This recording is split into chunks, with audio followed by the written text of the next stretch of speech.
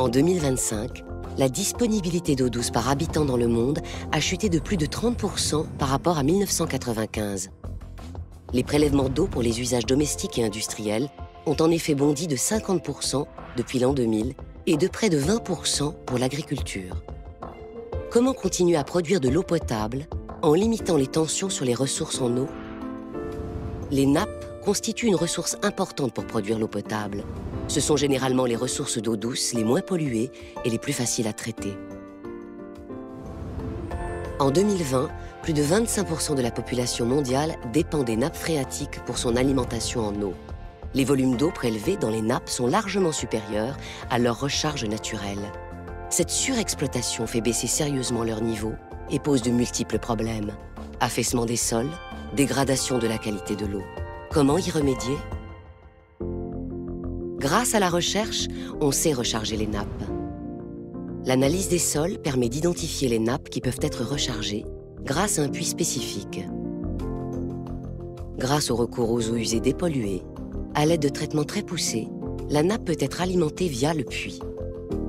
Ainsi, le cycle naturel de l'eau est durablement préservé.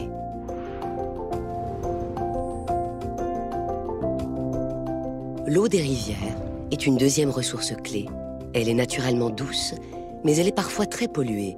Comment la rendre propre à la consommation? Si l'on est, dès aujourd'hui, capable de débarrasser cette eau de quasiment toutes ses impuretés, les prochaines années verront les filières de traitement haute performance se développer à une plus grande échelle.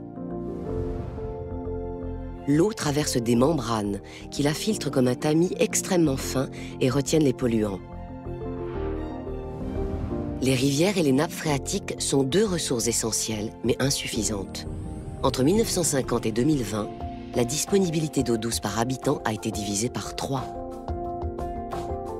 La Chine consommera la totalité de ses flux d'eau douce renouvelable en 2030. Où trouver d'autres sources d'approvisionnement? La mer est une solution. C'est une ressource quasiment infinie. L'eau occupe en effet 72% de la surface de la Terre, mais 97% de cette eau est salée.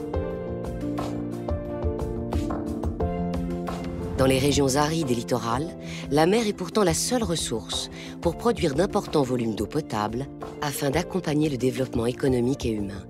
Comment la rendre douce et potable? Pour dessaler l'eau de mer, l'osmose inverse est une solution technologique performante. Elle consiste à faire passer l'eau sous forte pression à travers une membrane qui retient les sels, les matières organiques et les impuretés. Mais cette technologie est gourmande en énergie et produit des rejets salés. En 2020, la consommation énergétique du traitement est optimisée et on utilise les énergies renouvelables disponibles sur les littoraux. Éoliennes, énergie hydrolienne des mers, panneaux solaires photovoltaïques, énergie thermique des mers.